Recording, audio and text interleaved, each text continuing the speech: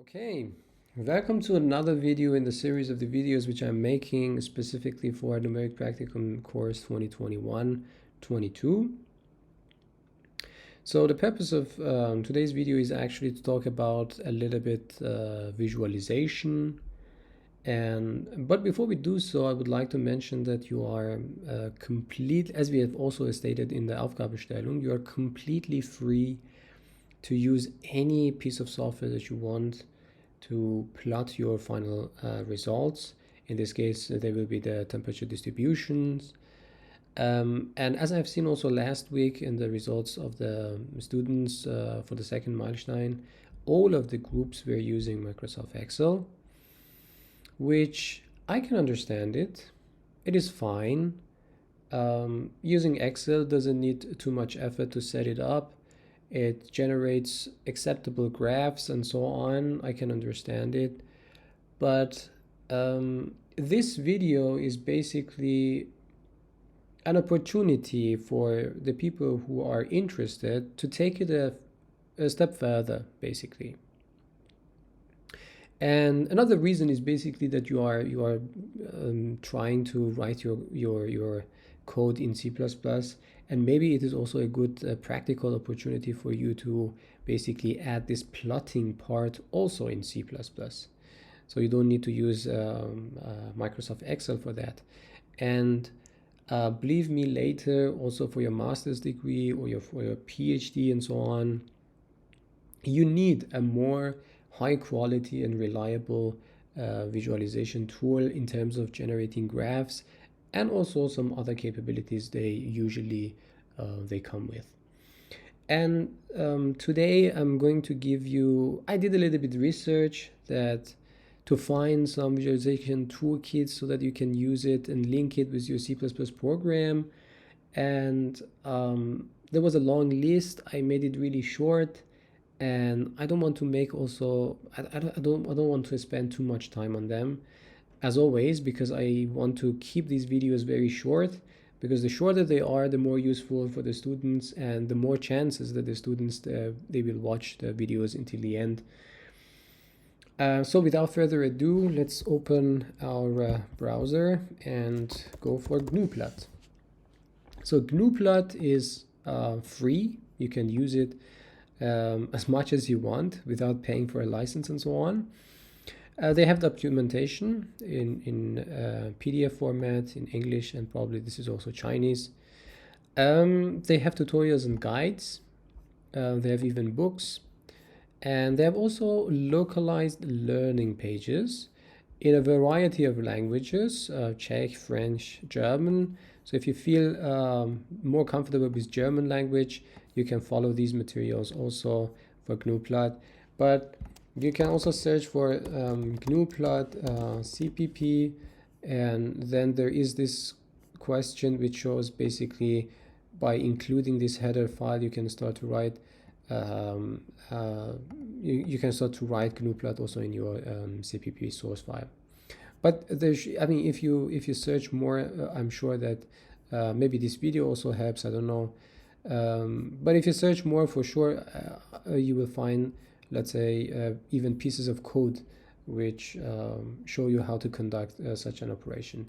But this is the first option, Gnuplot, and I want to touch it very, very briefly. The second one is matplotlib. So if you have worked with Python before, you definitely know matplotlib. So this is a as it says also here, it's a plotting library for Python. And this link here is basically the link which shows the official web page which was written for Python. But what we are looking for here is a wrapper for this. It's matplotlib-cpp, and it's inside this GitHub web page. If you click on it, so this repository is a wrapper for matplotlib. In CPP you can use it, and you just include this, and even there are these instructions how to link it with your application. And these are, let's say, some examples of the graphs which you can generate. A more comprehensive example is this one, which you can see this graph here. And there are also other, what is this? It's just a heart. So you can do many crazy stuff here, but the good thing about matplotlib is that it is very, very simple.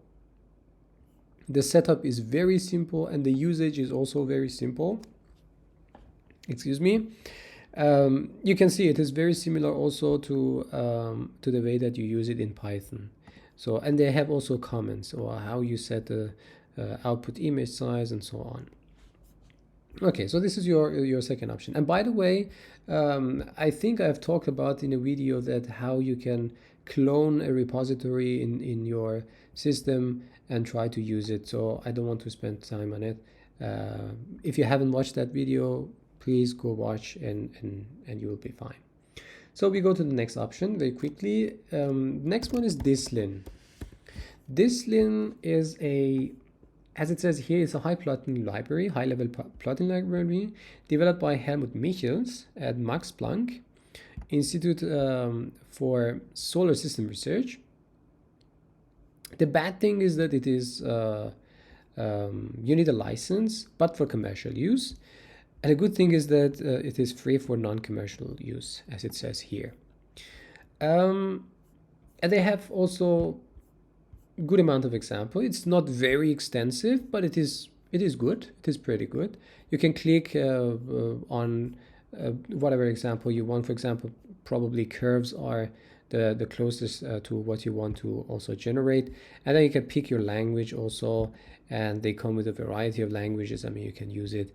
And this is the sample plot. For example, you can select C++ and it will give you the CPP code basically until here, that you can add it in your program and test the output. If you want to download it, of course, you go to downloads and then distributions. Basically, they have different flavors. I don't know, Windows, Linux, Unix, macOS, and then if you click, you have different versions here. I don't know, 32, 32, 64, and for macOS 10.x, so on and so forth. They have also, if you go back to downloads, they have manuals, and they have the manuals for different languages, for Java, Perl, Python, and so on. And there is also a PowerPoint presentation which discusses basically this tool, this Dislin tool. What is it, how it works, and so on. And these two PDF files are basically the features since version 11 and since version 10.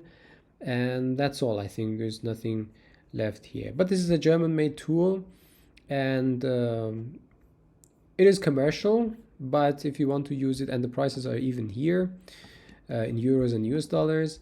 But basically, as it says here, it is completely free for non-commercial use. So you can use it in your projects as well. Okay. But the last, let's say, suggestion that I have, and as I said, it is a tool that probably you will need it afterwards if you want to pick a career in this direction for numerical simulations and so on. And that is the VTK. So let's, oops, actually, I just wanted to go with Google. First, we see what is it. So VTK is just a visualization toolkit. It is open source, so you can use it without being worried about licenses and so on.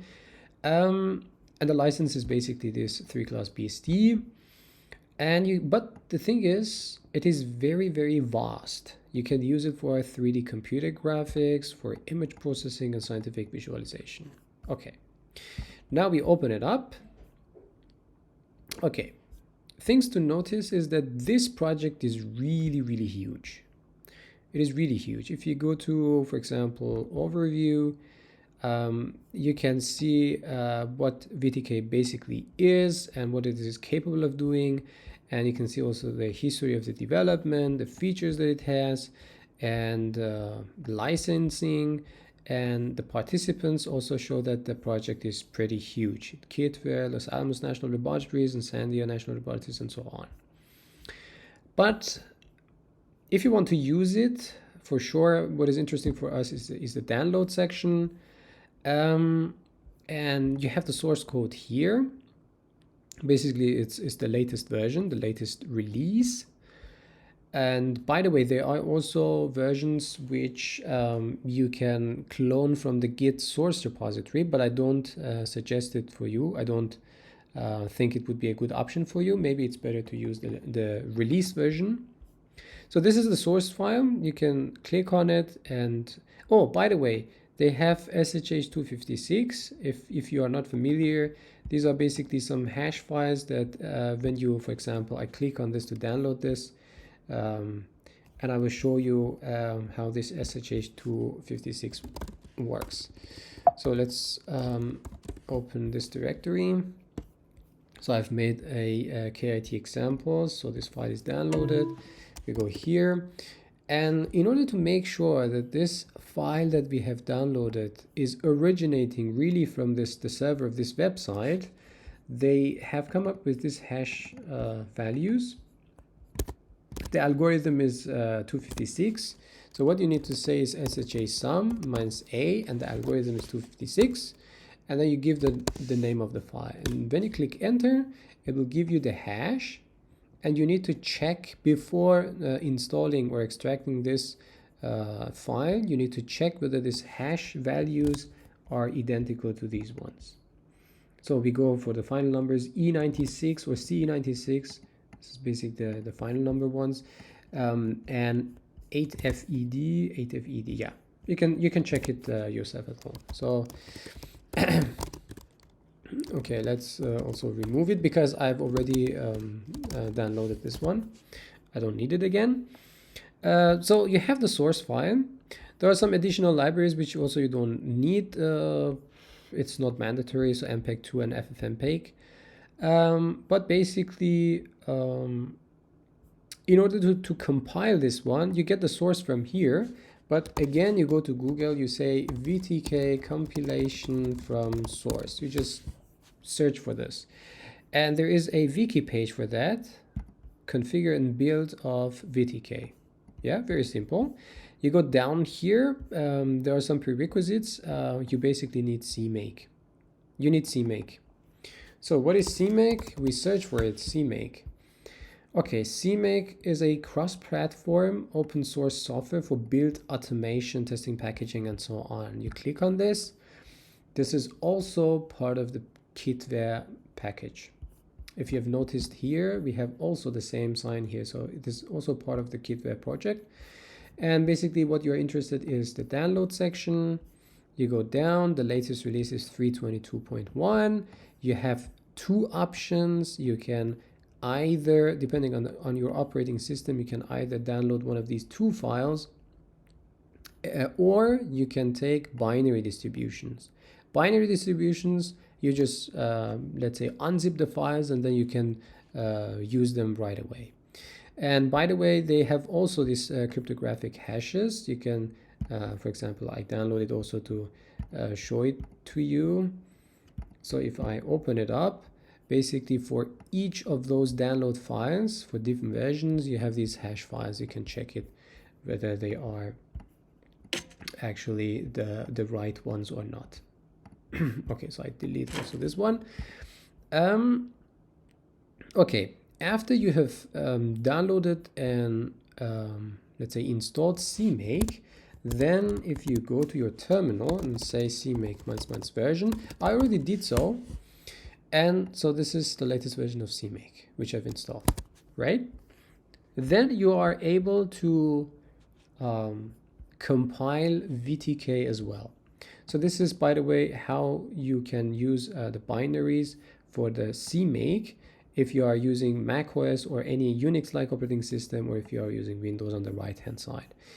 Or if you want to build it from the source code, you need to follow these instructions. And from Windows, you need to go through the right side. Next step is to download VTK source code, which we already did. It was this one, the version 9.10. So don't do this one. So you don't want to go for the latest and greatest developments. You have already this one, the release version of 9.1. So you can ignore this part. But configuring with CMake, again, for Unix-like systems are in the left, for Windows on the right. You follow these instructions, and basically you will be able to make and compile this VTK project. And there's another section for Qt, which says this step is not absolutely necessary, but it is useful when you want to integrate VTK with Qt for pretty graphical user interfaces. But this is not what you want to use, basically. And then in the end, you need to build VTK, which you just make a build directory, and then you say make. If you want to make it with single processor, or if you have multiprocessor, you need to say make -J4. So this is how to compile it and install it on your system. Okay, but now we want to go through the examples. I already did these steps. I've installed everything. It's a good practice for you. I know it's a little bit hard. It's much harder, actually, not a little bit hard, much harder compared to using Excel. But we will see the results. Maybe the results will make you to change your mind, actually. So in resources, you can see a documentation, and there are two really good books. You can buy them, the printed version. So I just open this link. It's an Amazon link with $79 for a printed version, but the PDF you can download it for free, of course. The PDF is free. So that's the user guide, but there's also a textbook, which is for object-oriented approach for 3D graphics, the 4th edition. And this one is also, if you want to buy it, you can buy the printed version, or you can download the PDF version for free. There's also a draft version, which is basically, as they say, it is a work in progress, and it is in LaTeX. Yeah. Okay, we go back again to resources, and maybe, okay, let's check here. Maybe this one, image gallery.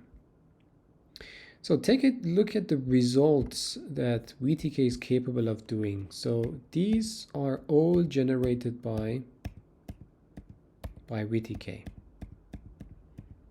So you see, it is really capable of doing some crazy visualizations.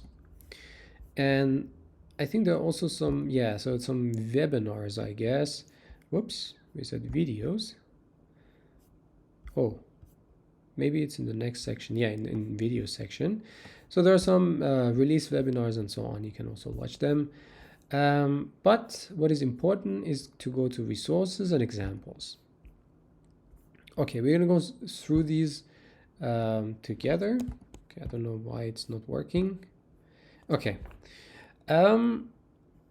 so it has billions of examples, and it has it in different languages, for C++, for Java, Python, and so on. But what you're interested in is basically these C++ examples. There's a table of contents on the right-hand side. So these are trillions of examples which you can go through. But basically, as we have in any programming language, the first tutorial is always hello world. So you can also go through this one. And there's a section which shows you the code. And there is another section which shows you the CMake file for compilation and running this project. But you can download it also from here. Everything can be downloaded from there. We say allow, and the file should be downloaded, yes. So now we go back to the same directory, and we bring this file here, and we open our terminal. So the file is here. We say tar xvf, and we go to this folder, to this directory. So inside we have a CMake list, we have a CPP file, and we had an empty build directory. So this is an empty build directory, nothing is inside. What you need to do is, actually you can take a look at this CPP file. So basically it's just a 70 lines of code, but you can see also there are billions of include statements, right? You know, VTK new and so on, and all of these go to deep down in I don't know. No. Okay. So you go inside this build directory and whoops, what you do is cmake and you say double dot, and this means basically to the previous directory, right? You cmake this directory, and once you do so, there are a bunch of files dumped out and also directories, but you need to make it first. You make it, and once the make step is done, your application is inside this app, inside contents, and inside macOS. You can find your application. If you say cylindrical or cylinder example, if you run it, you will get this visualization. You can make it also bigger, and it is also funny that you can rotate this as well. So this is the hello world example in VTK C++ examples. So we go back a couple of times, and so this was our first example. We can also remove it for now, and we need another example which is more relevant to our work. So we go back again to our examples. What you are actually interested is a section called plotting. If you click on this plotting, there are billions of different types that VTK is capable of making these charts. But the one that, again, you might be more interested is the line plot. So if you click on the line plot, you will get the source code again here. And the CMake is here, but you don't need to copy and paste these. You basically can download it from here. If you click on the link there, they will be downloaded, and we can take them again to this folder, open our terminal, they're here, and we unzip it, and we go inside. Again, we have another empty build directory. We say cmake, previous directory, and then make here. And once this is done, then you can see that inside line plot app, contents, macOS, there is this application, which if you run it, you will get this. Okay, right now it is not as good as you like it. The background is a little bit weak. The axis values and also these ticks or the labels of the axes are very, very small and so on. But this is the subject of a little bit of more work, which, as an example, by the way, this graph is also dynamic. You can move it here and there. By the way, you need to make these changes to your CPP code so that you get the graph you want. Okay, in order to make the video short, I already made my let's say research, and I came up with a modified, this is exactly the same line plot, but I have modified it. And the sections here which you say modified are the ones which I have added basically. So these are all modified, includes libraries which we needed.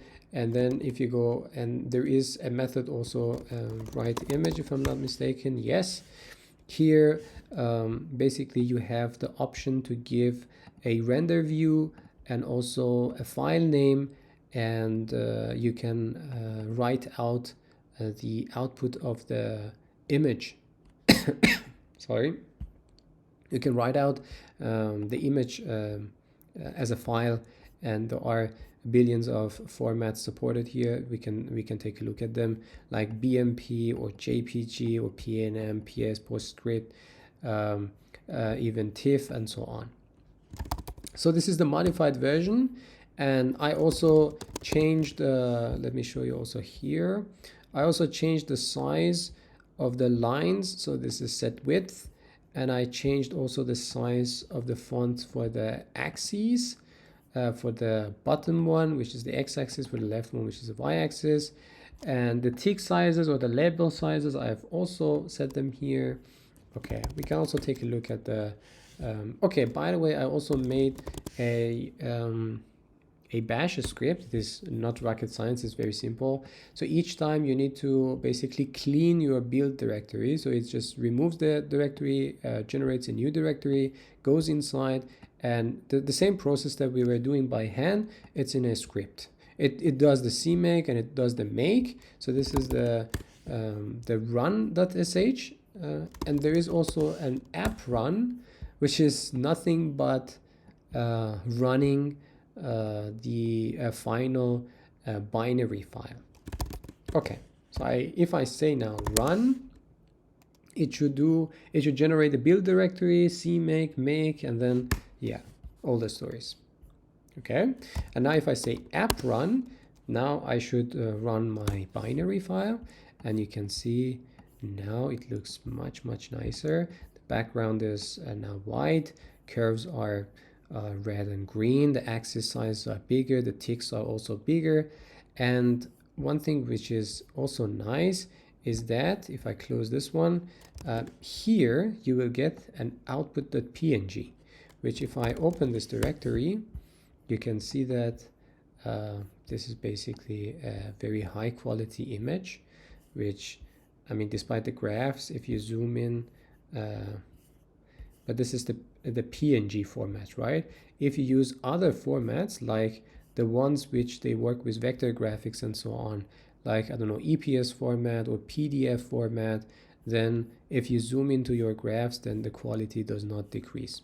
But here you can see if I zoom in, you see deterioration here. Basically, they are getting pixelated. Okay, I tried to keep it short. I think I even, then again, this video is also more than 20 minutes, I guess. But anyways, I hope that it helped you, and I hope that you can also basically and before I let's say close the session, I will also probably give you this let's say modified code and the shell scripts. They are very simple, but the modified code is very important because there are tons of libraries you need to the header files you need to add. The changes might not be that much hard, but the header files were really cumbersome. I can also give you the new code of this line plot, but there are, as I said, billions of examples which you can go through. This was just 2 examples. We went through Hello World and this line plot.